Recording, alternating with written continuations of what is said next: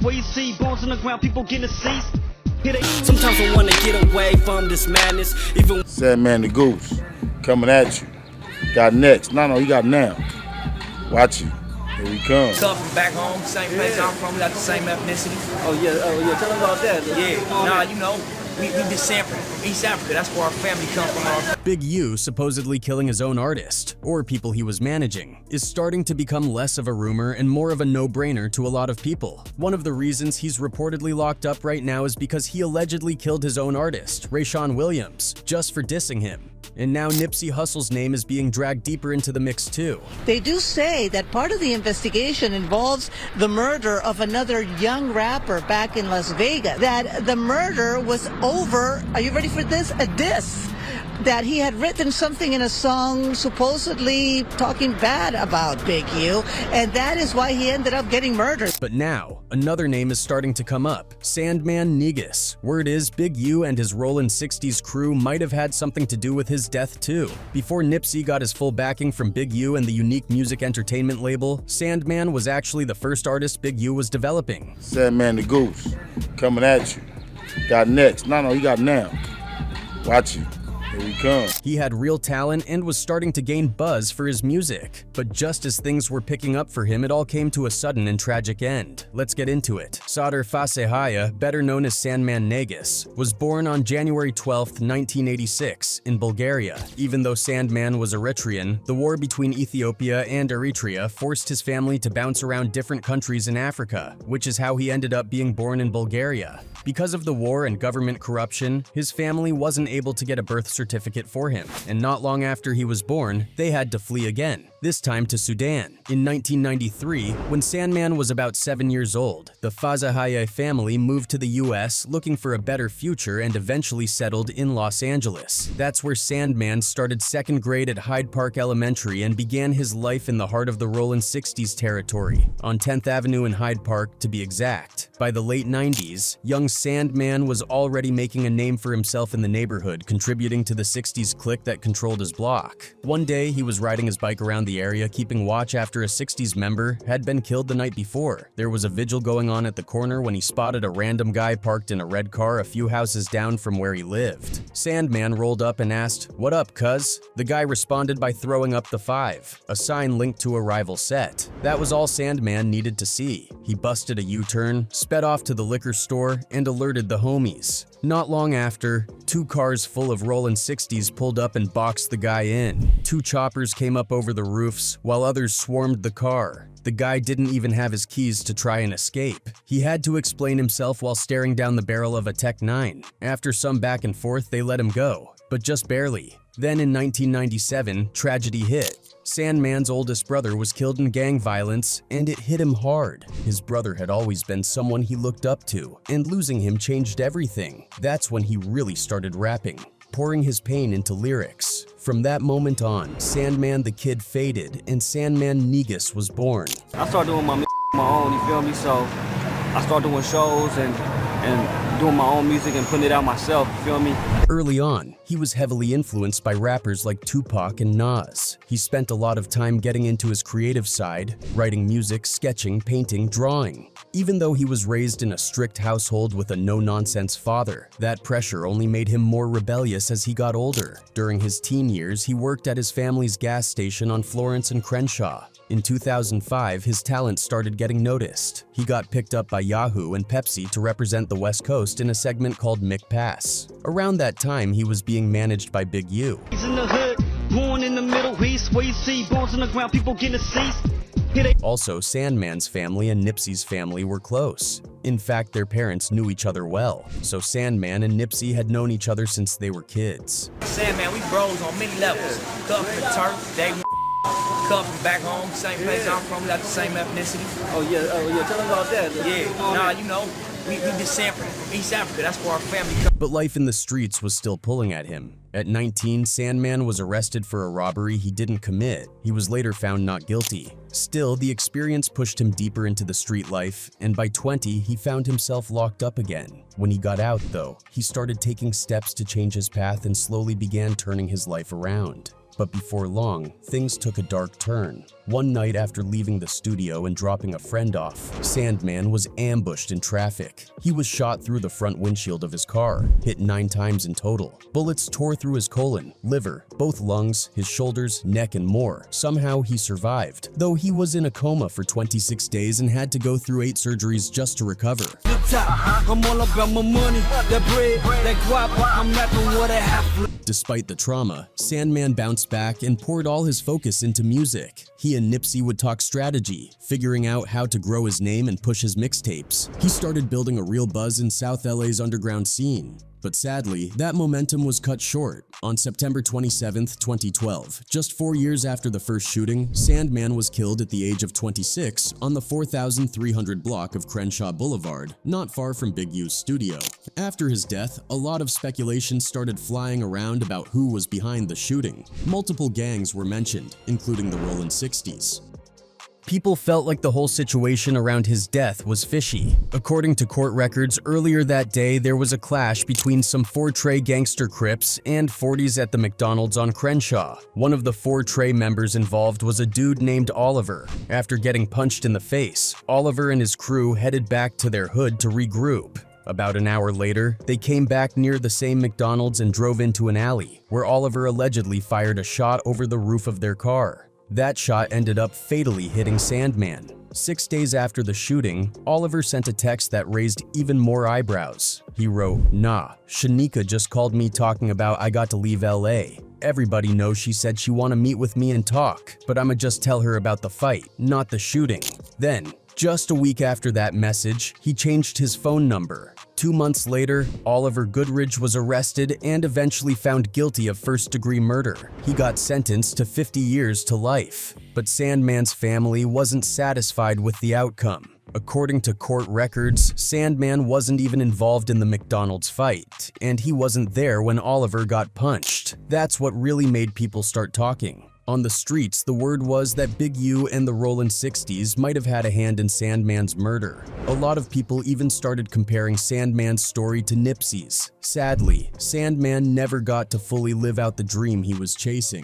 But what's even more chilling is that Sandman isn't the only artist people believe Big U in the 60s allegedly took out. The most recent name tied to that same pattern is Rayshawn Williams, another artist Big U was managing before he ended up dead too. Big U actually knew Rayshawn since he was a kid. In fact, he was Rayshawn's football coach back in the day, after suffering a serious injury that ended his hopes of playing college football when he was apparently being recruited by UCLA. Rayshawn's sports career came to a stop. By 2018, he was no longer on the team. During high school, Rayshawn had actually lived with Big U and his family for a short time. But things went south when Rayshawn allegedly stole a chain from Big U's son and wore it to school. After that, Big U kicked him out of the house. Still, even after that fallout, Big U supposedly kept supporting Rayshawn as he tried to figure out what to do next in life. After football was no longer an option, Rayshawn turned to music and began rapping under the name Young Judah. In May 2020, he started teasing a project called Golden Dreams, which officially dropped in June of that year. The name itself showed how much hope he had for making it big in music. At first, his music wasn't getting much attention. He would post snippets of songs on Instagram, but they weren't really catching on. In one track, he called himself Ray Hussle, which many saw as a nod at Nipsey Hussle. As time passed, Rayshawn seemed to get better at rapping, even experimenting with autotune and emotional, pain-driven tracks. Even though he hadn't blown up in the music world yet, he was already living like a star, posting pictures in fancy houses and taking trips to Las Vegas. But behind the scenes, things were getting messy between him and Big U.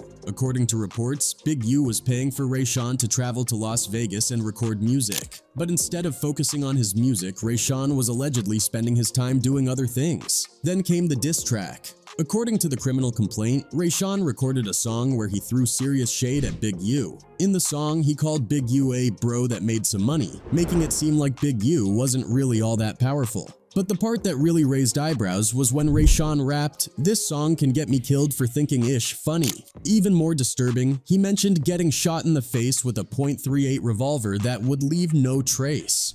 Referring to Big U as bro that makes some money, and that unnamed rapper may get shot in the face for thinking that his use of the studio and representation by Unique Music is funny.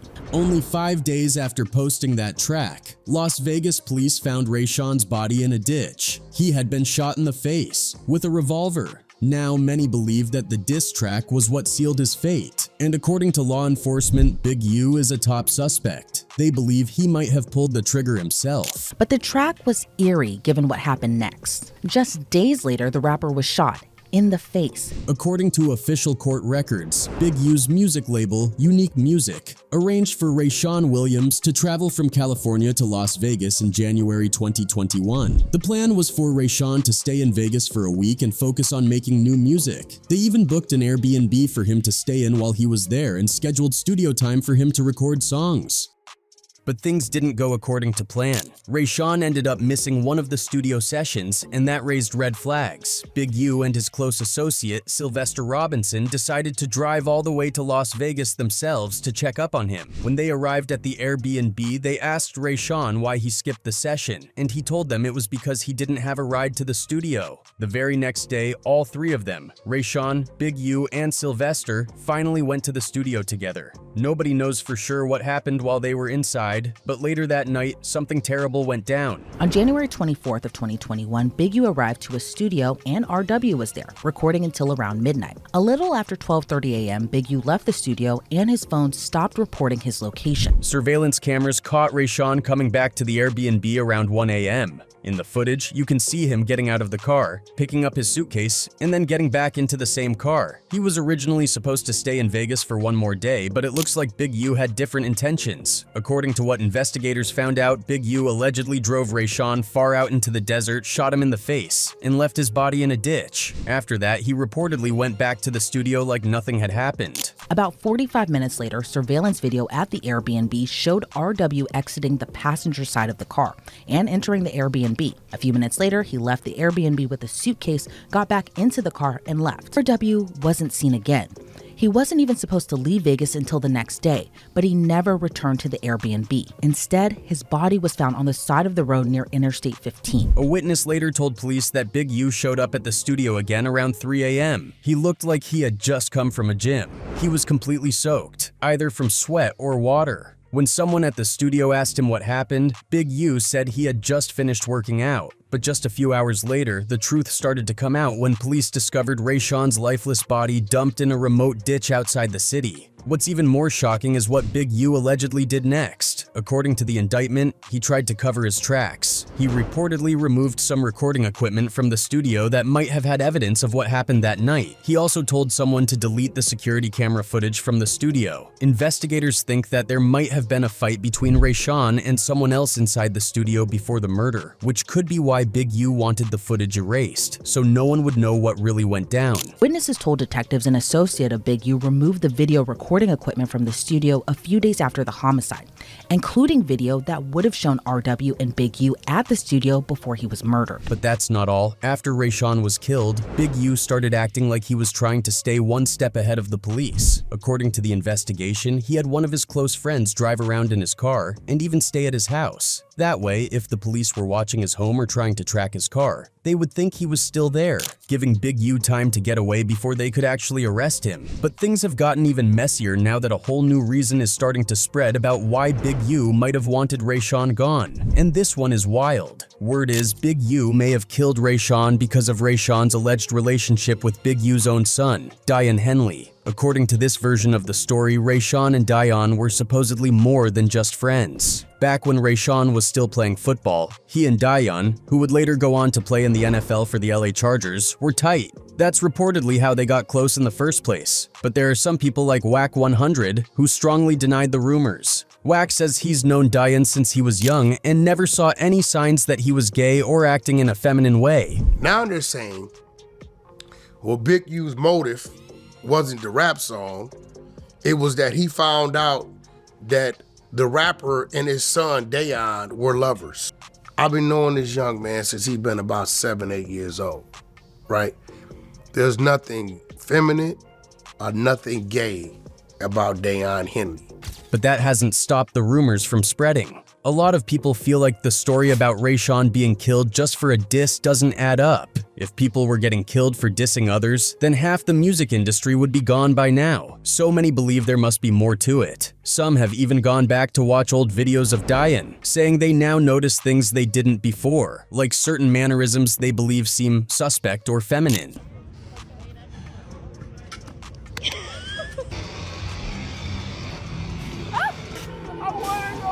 People are saying that if the rumors are even partly true, it would make sense why Big U might have wanted to get rid of Rayshawn, especially if he felt like Rayshawn had something over him or could embarrass him by exposing a relationship with his son. If Rayshawn really had that kind of control and Big U felt threatened by it, that might have pushed him to act. And if that's even a little bit true, then this story is way more twisted than anyone imagined. And finally, there's Nipsey Hussle himself. Technically, the Nipsey case was already solved. Everyone knows Eric Holder, a Rollin 60s Crip, was the one who killed Nip in 2019. But over the years, rumors have circulated that Big U might have had something to do with it. One of the biggest things making waves right now is a video of Loose Cannon, where he claims Big U knew that Nipsey was going to get killed 30 minutes before it happened. You get a call from Big U telling you Nipsey just got killed. Yeah. You panic, call Nip. Nip answered the phone. Yeah. According to Loose, he actually spoke to Nipsey right before the shooting, but never thought much of what Big U had supposedly said at the time. He didn't take it too seriously. That means Big U might have slipped up by reaching out too early before Nipsey was murdered. Because you don't even warn him that you got that call from dude. No, because their relationship was so up. It'd be like they be hot one minute, then they be cold the next minute, and you just never 30 knew. minutes after you get out the phone with Nip, he get killed. Yeah, I got it. So you think he hit you a little too early? Yep, he hit me a little bit too early. With everything going down around Big U right now, it's really starting to feel like karma might finally be catching up to him, especially for all those artists people believe he had a hand in taking out. Big U, along with several alleged members of the Rollin 60s neighborhood Crips, was recently arrested. According to the U.S. Attorney's Office for the Central District of California, Big U wasn't just some OG in the gang. He was allegedly running it like a full-blown criminal empire, even branding it as Big U Enterprise. The indictment is packed with serious charges: murder, extortion, robbery, fraud, illegal gambling, you name it. If he's found guilty on everything, he could be facing life in federal prison.